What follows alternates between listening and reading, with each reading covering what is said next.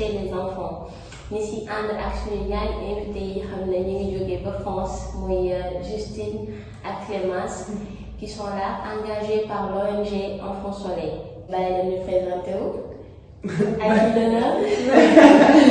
Eh bien, moi c'est Clémence, du coup, psychomotricienne depuis juin.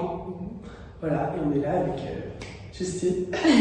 Moi c'est Justine et je suis comme Clémence psychomotricienne depuis le mois de juin. Donc, internet xalam matin ba tey yéen a ngi si suñu biir di leen di wax fàttali rek bu leen fàtte abonner, aimer et partager surtout aussi. Et si am solo tey nag on est obligé de parler français comme on a des invités qui nous viennent de France. Voilà, pour commencer, pouvez-vous nous parler de votre parcours? Oui. Oui, on peut. Bon, je vais Vas-y. Nous, on a fait à peu près le même parcours. On a fait d'abord une prépa, je sais pas comment dire, une classe préparatoire un petit peu pour pouvoir intégrer le concours, pour avoir le plus de chance. Ensuite, on est rentré dans notre école à Paris pour 3 ans. Du coup, grâce à ce concours qu'on a réussi. D'accord, machallah. Voilà. Et ensuite, on a fait 3 ans d'école avec un peu répartis entre la théorique, les cours et différents stages avec différentes populations, plusieurs structures différentes et même des temps variés. Voilà. Et donc voilà, depuis juin, du coup, fraîchement diplômée avec tout réussi, tout validé et nous voilà ici maintenant. D'accord, c'est super. Justine, est-ce qu'on pourrait savoir qu'est-ce qui vous a motivé de venir au Sénégal pour soutenir l'ONG Enfants Soleil? Oui, pas de souci. Alors, pendant 3 ans à l'école, on a fait partie de l'association Partage autour de la psychomotricité au Sénégal, qui s'implique depuis 2006 pour essayer de développer la psychomotricité au Sénégal dans plusieurs centres avec plusieurs centres de l'ONG Enfants Soleil. Et c'est un partenariat qu'il y a entre ces deux associations, l'ONG Enfants Soleil et celle de notre école, l'association PAPS. On avait envie aussi de partager ce métier qu'on fait qui est peu connu autre part qu'en France. Donc on avait envie de s'impliquer au Sénégal parce que c'est un pays qui est très accueillant. Ouais, voilà. C'est sûr. D'accord, et avec ça, on vous souhaite encore la bienvenue au Sénégal. C'est très gentil. Le pays de la Teranga. Merci beaucoup d'être là. Alors, pouvez-vous nous expliquer ce que signifie le trouble psychomoteur?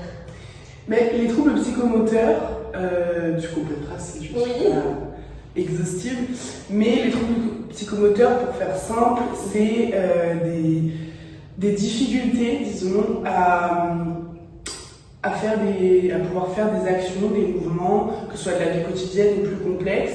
Vraiment, chaque enfant est unique.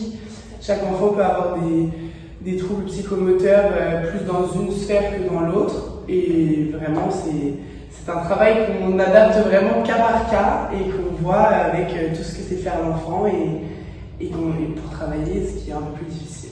Alors pour Justine, quelles sont selon vous les principales causes de ces troubles chez les enfants? Alors il y a plusieurs causes, on ne peut pas en citer, on ne pourrait pas toutes les citer, il y en a vraiment beaucoup. On peut les catégoriser. Il y a des troubles psychomoteurs qui sont dus à des causes neurologiques, à des causes environnementales, à des causes génétiques et psychologiques. C'est les 4 grandes sphères qui peuvent impacter vraiment et créer des troubles psychomoteurs. On ne peut même pas les diagnostiquer nous-mêmes, nous en le voyant, si personne ne nous donne l'information. D'accord. On ne sait pas exactement pourquoi. Voilà. On ne sait pas laquelle, mais ça ne nous empêche pas de pouvoir travailler et de pouvoir aider l'enfant quand même. Mais votre travail serait plus facile si le parent vient et vous dit que l'enfant avait fait un choc, l'enfant avait fait un accident, bien l'enfant avait subi une genre de menace dans les rues ou bien à l'école pour pouvoir plus faciliter votre travail. C'est ça, ça nous aide. C'est des informations qui peuvent aider, parfois beaucoup, parfois pas du tout, mais c'est des informations qui peuvent être utiles. D'accord. D'accord, merci beaucoup Justine. Alors on va voir Clémence pour lui demander quelles sont les conséquences de ces troubles sur la vie quotidienne de l'enfant et de leur famille. Ok. Toujours dans la même optique, il en existe énormément qui seront toujours différentes. Ça ne veut pas dire que, même si je donnais des exemples, ça ne veut pas dire que chaque enfant qui a des difficultés aura tous ces exemples. Mais ça a des conséquences évidemment sur la vie quotidienne à la maison, dans un premier temps, parce que c'est assez frustrant pour l'enfant déjà de ne pas pouvoir faire, par exemple s'il a des frères et sœurs, ou même de voir toute sa famille faire des choses que lui c'est plus difficile à faire, y compris pour le langage, etc. Et surtout, même pour la famille, c'est très lourd à porter. Parfois, ça peut être difficile pour certaines familles parce qu'on se sent un petit peu démuni, on a l'impression de ne pas savoir comment faire. Alors qu'au final, parfois, il suffit juste à elle de pouvoir parler et après d'être enseignée. Les autres enfants. Voilà, et au final, on peut agir on doit et on peut agir comme avec d'autres enfants, juste de façon adaptée, forcément. Ça a des conséquences aussi à l'école, forcément, parce que les apprentissages peuvent être plus longs, plus difficiles, ça prend plus de temps. Mais pareil, ça ne veut pas dire qu'ils ne sont pas capables d'apprendre les mêmes choses qu'un enfant qui n'a pas de problème, moins de problèmes.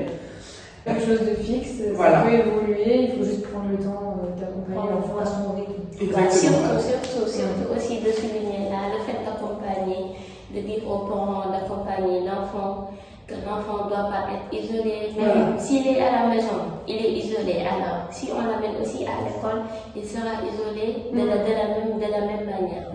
Alors là, je voulais juste souligner le problème de l'accompagnement. Les parents, si l'enfant a des sœurs, ses sœurs aussi devraient l'aider. L'enfant ne peut pas subitement être autonome, mais avec le temps, il pourra être autonome de s'habiller lui-même, de se laver lui-même, de se donner à manger lui-même, sans pour autant que personne ne l'aide. Voilà, je voulais juste souligner cela aussi. Et pour que aussi, si l'enfant aille à l'école, on ne doit pas l'isoler aussi, il doit avoir ils n'ont pas les mêmes capacités que les autres enfants, mais ils font partie de la société et ils ont le droit d'aller à l'école, d'apprendre comme les autres enfants aussi. D'être intégrés de la même façon. Et puis ça les aide aussi à développer leurs capacités. Le fait d'être intégrés avec les autres personnes, ils développent leurs compétences sociales, ils apprennent plus rapidement que s'ils sont tout seuls. C'est comme un cercle vicieux. Plus ils sont isolés, moins ils vont essayer d'aller vers les autres, moins ils vont essayer de travailler leurs capacités. Et c'est comme ça, du coup, qu'ils restent encore plus isolés, avec encore moins de capacités. Que s'ils sont stimulés, s'ils voient des personnes, s'ils vont à l'école, s'ils peuvent essayer d'apprendre, même si ça prend du temps. Rien que le fait d'essayer de se mettre au travail, c'est déjà beaucoup. Et c'est beaucoup d'expérience aussi. Et sur ce, avez-vous un témoignage ou une expérience marquante vécue ici au Sénégal? Je pense qu'on a été marqué par l'accueil qu'on a reçu ici. On a été très très bien accueillis par tout le monde est très très gentil. C'est vraiment ça qui nous a beaucoup marqué avec chaque famille, avec chaque personne qu'on rencontrait ici. Oui, parfois même sans connaître notre métier, sans connaître, ça peut être impressionnant d'amener son enfant, de rencontrer des nouvelles personnes, des inconnus, et d'avoir une idée de ce qu'elles font, de le métier qu'elles font, mais sans avoir de détails. Et vraiment, on a trouvé que toutes les familles, peu importe celles qu'on a vues, étaient vraiment très ouvertes et intéressées par ça. Et elles avaient confiance aussi. Voilà. On apprend de jour en jour. Ah, ça c'est sûr. Et c'est très intéressant aussi. Et selon vous, Clémence, que faudrait-il renforcer pour améliorer la prise en charge de ces enfants? Pour être honnête, je suis pas sûre avoir assez d'expérience plutôt pour me permettre de donner les solutions miracles. Mais ce qui est sûr, c'est que nous, on a pu le remarquer en tout cas, peu importe le pays, hein, en France aussi, hein, il n'y a pas de vie parfaite, même en France, il y a des choses à changer tout le temps, voilà. Mais il est vrai que ce qui pourrait nous aider en tout cas dans notre travail, donc par cet intermédiaire aider les enfants, c'est qu'effectivement ils soient un peu plus inclus, un peu plus acceptés, que ce soit par leurs camarades de leur âge ou par leurs parents ou par simplement les gens de la vie quotidienne qui les entourent, tout le monde finalement. À l'école, enfin, dans un monde idéal, il faudrait des écoles adaptées avec des professeurs moins de grandes classes, moins de nombre par classe par exemple, avec des professeurs qui peuvent être là plus en individuel par exemple, à pouvoir aider en fonction de la difficulté, etc. Mais qui puissent être quand même dans un lieu qui est sécurisant, rassurant pour eux, et avec d'autres enfants, pour pouvoir effectivement continuer cette sociabilité. Et même pour eux, c'est hyper stimulant d'être avec d'autres enfants, et c'est satisfaisant de se dire on peut avoir des amis nous aussi, alors que c'est trop difficile quand on est dans une école où on est beaucoup, que les enfants sont... Voilà, aussi. Malheureusement, c'est pas pour les mettre c'est pas pour les mettre à l'écart, mais finalement ça va aussi plus les aider d'être tous un petit peu, on va pas les mettre que par tranche d'âge, etc. On peut tous les mélanger, vraiment ça peut être, et je pense que ça peut être très bénéfique. Ça leur aidera aussi à se dire en tête, alors nous on fait partie on est des personnes normales. Oui. On fait partie des personnes normales. Exactement. Et pour aussi ce qui est de l'apprentissage, je pense que dans le futur au Sénégal, notre gouvernement prendra en charge ces enfants qui ont atteint de la trouble psychomoteur, soit dans chaque région du Sénégal, de leur ouvrir leur propre école, de former des gens qui seront capables de leur apprendre à lire et à écrire comme les autres enfants aussi. Dans le futur, je pense. Et je lance ce message au gouvernement actuel, le président M. Bassirou Diomaye Faye. Je lance ce message, et à monsieur le ministre de l'Éducation, Inch'Allah.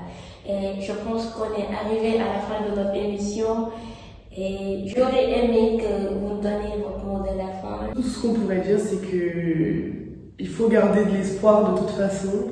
C'est pas parce qu'un enfant, enfin en tout cas mon problème après, mais c'est pas parce qu'un enfant a des difficultés par rapport à ses frères et sœurs, par rapport à ses cousins, par rapport à peu importe qui, que c'est une fatalité.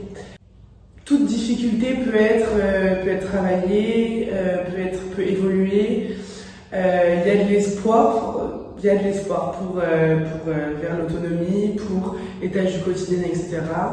Et je pense que c'est à nous, pas nous, mais à nous tous, de pouvoir les inclure et de faire en sorte que ce soit qu'ils soient différents, ok, mais qu'ils ne soient pas traités différemment pour la plupart des choses. Voilà. Ça leur aidera beaucoup, je pense. Oui. Bien, ça leur aidera beaucoup. Allez, juste une calme message vous adresser aux familles et à la jeunesse sénégalaise. Je suis d'accord avec Clémence sur tout ce qu'elle a dit.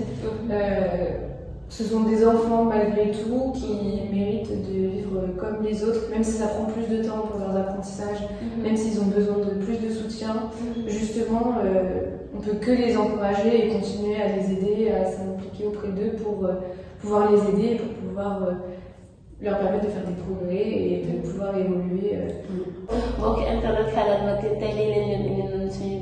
et j'espère que sujet bi important na te kenn ku ne am nga loo si jàngat te vraiment yaakaar naa lépp loo xam ne ñu ngi leen koy indil rek nekk na am njëriñ. Voilà, merci beaucoup vraiment bu leen fàtte abonner, aimer, partager aussi surtout.